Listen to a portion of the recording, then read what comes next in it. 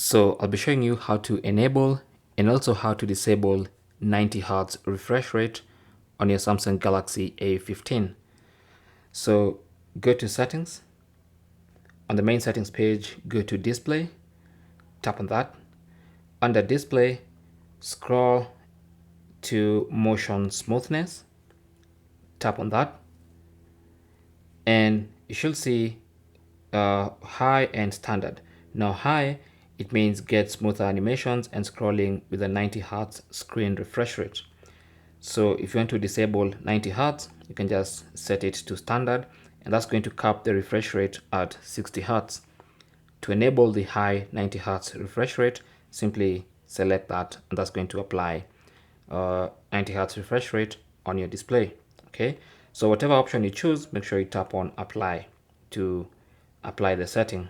Okay, so if you want to enable, just select high and tap on apply. Thanks for watching. Comments and questions down below, and good luck.